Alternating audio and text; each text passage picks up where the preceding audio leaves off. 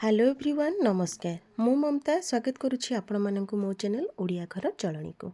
आज हूँ पहली रज आपण मानक अनेक अनेक शुभेच्छा और अभिनंदन। आज पड़ी भल बारटी माने आमिष बारटी तो से घर को आसला कंकड़ा ता सहित चिंगुड़ी। बाबा ये बसी पड़े कंकड़ा को बाछवाई। देखो प्रथमे कंकड़ार ये उपर भाग खोलटा को काढ़ीदबा तापर साइड रू तार सब काढ़ी नवा ये भाव देखिपे साइजटा। ये कंकड़ा हूँ मो पुअर भारी पसंद तो से बाबा सकाल सकाल चलिए आने सब कंकड़ा को भल भाव बछा बछी करके बाबा रखीदे। मुझे धोईकी गोटे बढ़िया झोलटे प्रस्तुत करनी।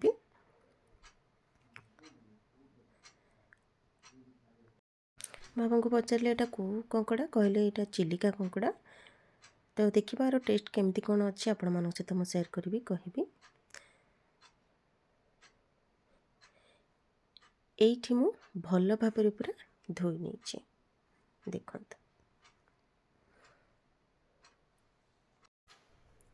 ये बस अच्छी कंकड़ार आपको भाजवा कंकड़ा सहित बहुत ही टेस्टी लगे। पियाज टमाटो आलू को धोईदबा एवं चोपा छोड़े छोट छोट बेसी छोट नुह तो देखो ये साइज रो आमे आलू को काटी नबा।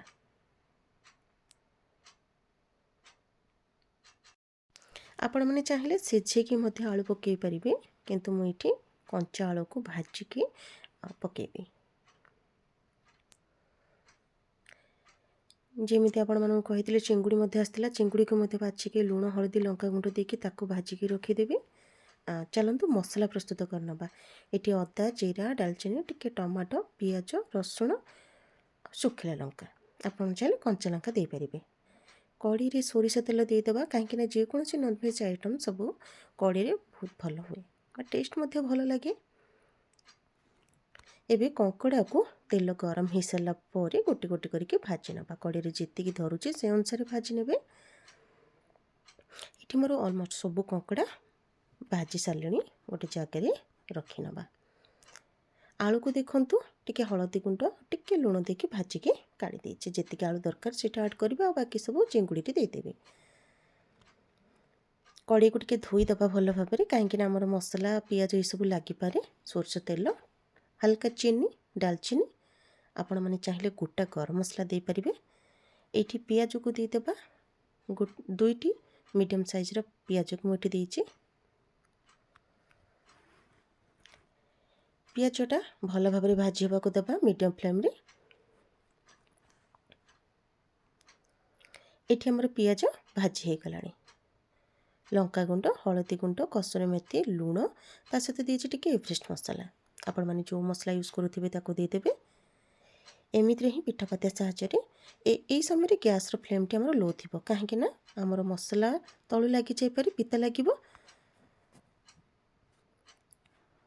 मसला को जो बाटिकी रखी ये ऐड करदे सब मसला देवानी आम आमर क्वांटिटी देखिकी देवा जेतिकी आवश्यक से अनुसार। ये मु मसला 2 चामच देदेली मीडियम फ्लेम रे बढ़िया भाव में कषिदेली कषा हो गला। टमाटो 2टी की ग्राइंड करी ताकू देदेवी बे।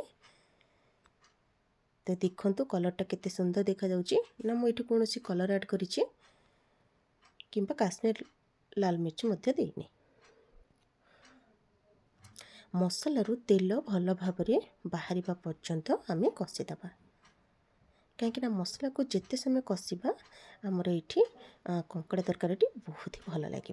भजा रखी आलू को देदेली आउ 2 ରୁ 3 मिनिट पूरा कषि सारा पर ये कंकड़ा को देदेवी।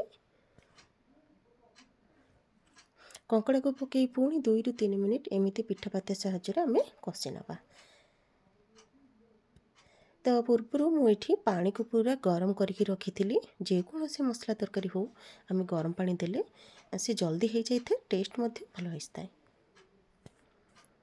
पानी को दे सारिकी पूरा भल भाव में फुटीगला पर कभर करके रखीदबा प्रायतः 10 मिनिट पर्यंत।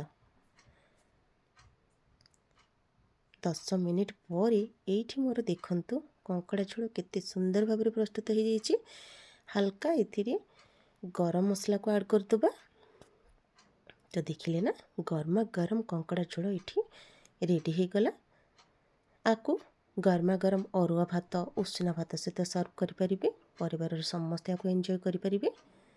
ଆପଣମାନେ ତ ବିଭିନ୍ନ ପ୍ରକାର ବନାଉଥିବେ, ମୋର ବନେଇଲା ଭଳି ଥରୁଟିଏ ବନାନ୍ତୁ, ସମସ୍ତଙ୍କୁ ବହୁତ ହି ଭଲ ଲାଗିବ। ରେସିପିକୁ ସମ୍ପୂର୍ଣ୍ଣ ଦେଖନ୍ତୁ, ଯଦ୍ୱାରା କି ଭଲ ଭାବରେ ଜାଣିପାରିବେ। ରହିଲି ନମସ୍କାର। ପୁଣି ଦେଖା ହେବ ଆଉ ଗୋଟେ ସୁନ୍ଦର ରେସିପି ସହିତ। ଦେଖିସାରି ଲାଇକ୍, କମେଣ୍ଟ, ସେୟାର କରିଦେବେ ଆଉ ସବସ୍କ୍ରାଇବ୍।